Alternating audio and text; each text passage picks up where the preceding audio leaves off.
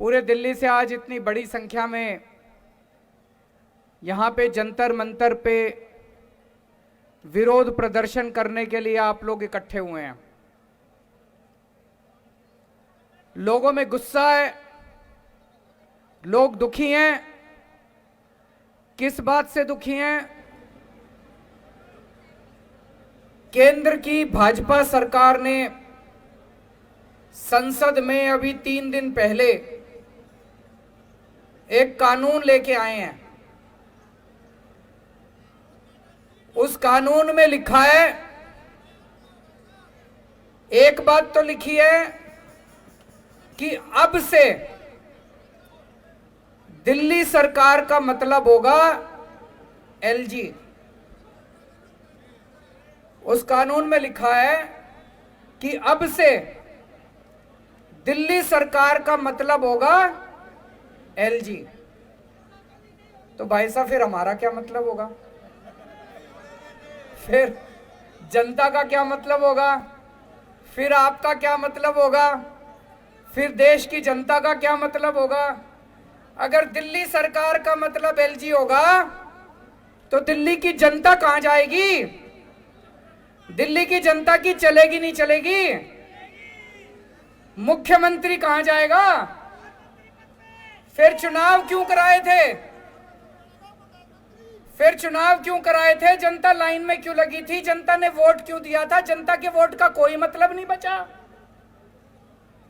जनता के चुनाव का कोई मतलब नहीं बचा। जनता की सरकार का कोई मतलब नहीं बचा। जनता ने 70 में से 62 सीट दी, उसका कोई मतलब नहीं बचा। अगर दिल्ली सरकार का मतलब एलजी होगा तो फिर तो जनता के साथ तो धोखा हो गया भाई साहब, ये तो गलत हो गया। दूसरा, इस कानून में लिखा है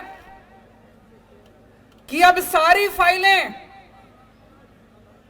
दिल्ली सरकार की सारी फाइलें एलजी के पास जाया करेंगे। भाई साहब, जब हमारी सरकार बनी थी सारी फाइलें एलजी के पास जाया करती थी। 2018 में सुप्रीम कोर्ट ने आदेश दिया कि भाई दिल्ली में चुनी हुई सरकार है, चुनी हुई सरकार के पास पावर होनी चाहिए, देश जनतंत्र है। सुप्रीम कोर्ट ने बोला कि भारत जनतंत्र है, जनतंत्र में जनता मालिक होती है, जनता का शासन होता है, जनता जिस सरकार को चुनती है सारी शक्तियां उसके पास होनी चाहिए, सुप्रीम कोर्ट ने बोला। सुप्रीम कोर्ट ने कहा कि कोई भी फाइल एलजी के पास अब नहीं जाया करेगी। ये मैं नहीं कह रहा भाई साहब, ऑर्डर में लिखा हुआ है, सुप्रीम कोर्ट में लिखा है, ऑर्डर में लिखा है कोई फाइल एलजी के पास नहीं जाया करेगी। अब इन्होंने कानून में लिख दिया सारी फाइलें एलजी के पास जाया करेगी। तो भाई साहब, ये जनता को नहीं मानते, ये सुप्रीम कोर्ट को नहीं मानते, ये जनतंत्र को नहीं मानते, ये संविधान को नहीं मानते। ये तो गलत बात है। गलत बात है नहीं है?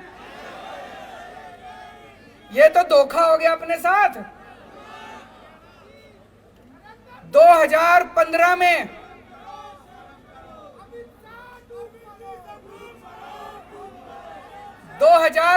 में दिल्ली विधानसभा के चुनाव हुए।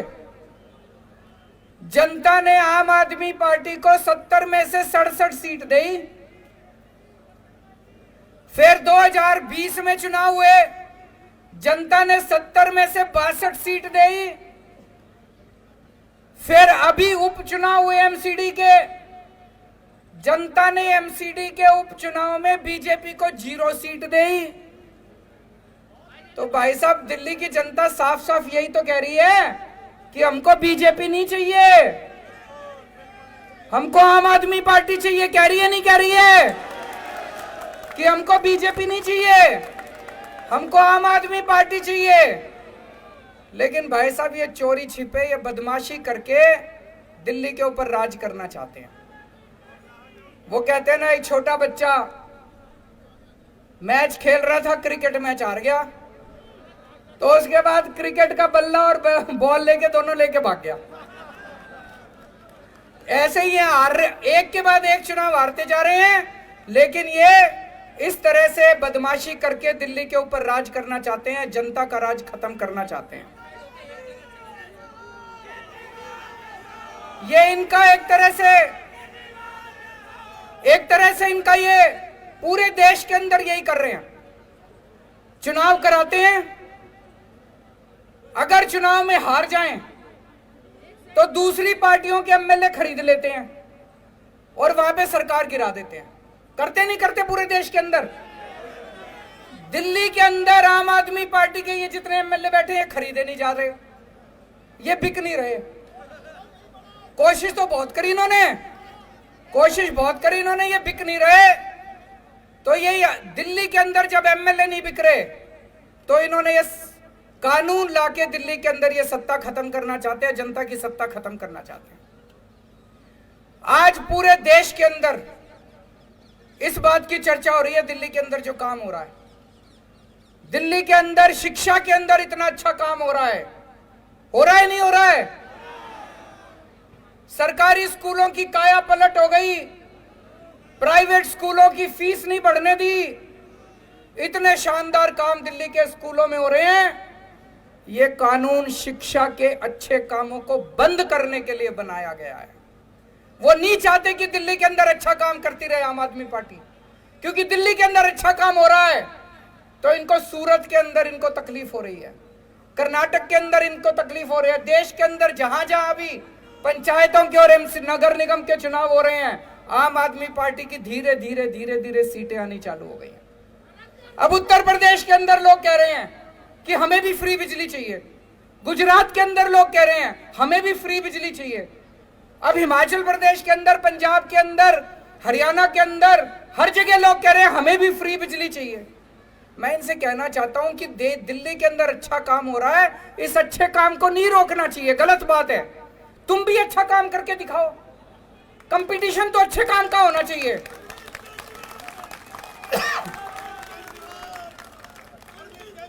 अब तुम गुजरात में बिजली फ्री कर दो, देखो हमारी एक भी सीट नहीं आएगी सूरत में, काम तो तुम करोगे नहीं, और दिल्ली में जो अच्छे काम हो रहे हैं उसको भी रोकोगे।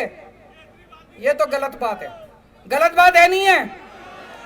अगर तुमने वोट चाहिए, तुमको वोट चाहिए, तुम भी अच्छे काम करो।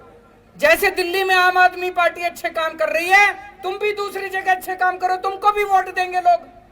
तुम तो करोगे गुंडागर्दी और दिल्ली में जो अच्छे काम हो रहे हैं वो भी रोकोगे। मैं आपसे पूछना चाहता हूं, असली देशभक्ति क्या होती है?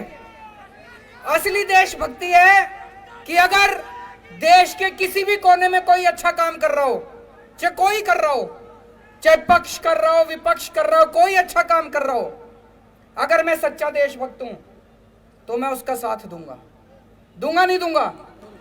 और अगर मैं गद्दार हूं तो उसका काम रोकूंगा मैं।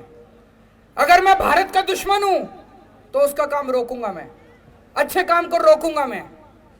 ये दिल्ली के अंदर जो अच्छे काम को रोकना चाह रहे हैं ये ठीक नहीं कर रहे, ये देश के साथ सही नहीं कर रहे, देश के साथ, भारत के साथ सही नहीं कर रहे। तो मैं आज दिल्ली की जनता की तरफ से, भारत की जनता की तरफ से केंद्र सरकार को अपील करना चाहता हूं कि आज इतने लोग यहां इकट्ठे हुए हैं, ये तो फिर भी थोड़े ही आए हैं। इससे ये मत आ कि दिल्ली के एक एक आदमी के दिल में, मैं देख रहा था 3-4 दिन से ये टीवी चैनल वाले सारे सर्वे चला रहे हैं, 90% लोग दिल्ली के कह रहे हैं गलत कर रही है केंद्र सरकार। सर्वे में भी आ रहा है। मैंने देखा कुछ पत्रकार सड़क के ऊपर अपना कैमरा लेके घूम रहे थे, सबसे पूछ रहे थे हाँ भाई दिल्ली सरकार किसको चलानी चाहिए, केजरीवाल को चलानी चाहिए कि केंद्र सरकार को? 90% लोग कह रहे थे कि केजरीवाल को चलानी चाहिए, हमने उसको चुना। तो मैं केंद्र सरकार को अपील करना चाहता हूं कि अभी भी इस कानून को वापस ले लो। अभी ये कानून वापस नहीं हुआ, इस कानून को वापस ले लो। जनता की ताकत को मत छीनो, जनता के साथ धोखा मत करो। 1947 में आजाद हुआ था देश, 75 साल हो गए। आज देश अपनी आजादी के 75 साल मना रहा है। इस 75 साल में तुम यही करोगे? इस 75 साल में यही तोहफा दोगे देश को? भगत सिंह फांसी पे क्यों लड़ा था, चढ़ा थे? चंद्रशेखर आजाद, भगत सिंह, राजगुरु, अशफाकुल्ला खान, सुभाष चंद्र बोस, बाबा साहब अंबेडकर, उन लोगों ने क्यों कुर्बानी दी थी? उन लोगों ने कुर्बानी दी थी, अंग्रेज जाएंगे, भारत में जनतंत्र होगा, जनता सरकार चुनेगी, वो सरकार जनता के लिए काम करेगी। उन्होंने ये थोड़ी सोचा था आजादी के 75 साल के बाद एक ऐसी सरकार आएगी कि जनता के सारे अधिकार छीन लेगी। तो मैं केंद्र सरकार से अपील करना चाहता हूं कि आजादी के 75 साल के अंदर इस किस्म के काली हरकत मत करो, इस किस्म की गंदी हरकत मत करो, देश के साथ इस किस्म का धोखा मत करो। और मैं दिल्ली की जनता को भरोसा देना चाहता हूं, चिंता मत करना, ये जो मर्जी हमारी शक्तियां छीन ले, ये जो मर्जी कर ले। आपको याद है जब सुप्रीम कोर्ट का आदेश नहीं आया था, सारी फाइलें एलजी के पास जाया करती थी। हम आपके लिए सीसीटीवी कैमरे लगाना चाहते थे पूरी दिल्ली में, एलजी साहब ने 1 साल तक फाइल रोके रखी सीसीटीवी की, 1 साल तक, 1 साल तक सीसीटीवी की फाइल रोके रखी। फिर मैं, मनीष सिसोदिया जी, गोपाल राय जी और सतिंदर जैन, हमने एलजी साहब के घर के अंदर जाके धरना कर दिया और आपकी फाइल पास करा के लाए थे। तो दोस्तों, अपने सामने अब 2 काम है, दिल्ली की जनता के सामने 2 काम है। एक, हम ये संघर्ष करते रहेंगे कि जिसके लिए हमारे आजादी के दीवाने लड़े थे, उन्होंने कुर्बानियां दी थी कि सत्ता जनता के हाथ में होनी चाहिए, ये सत्ता वापस जनता के हाथ में लेके रहेंगे। और दूसरा, कोई भी काम नहीं रुकने देंगे, जितने दिल्ली के विकास के काम हैं, सारे विकास के काम होंगे। इसके लिए चाहे मेरे को इनको पैर पकड़ने पड़े और चाहे इनको हाथ पकड़ के थोड़ा सा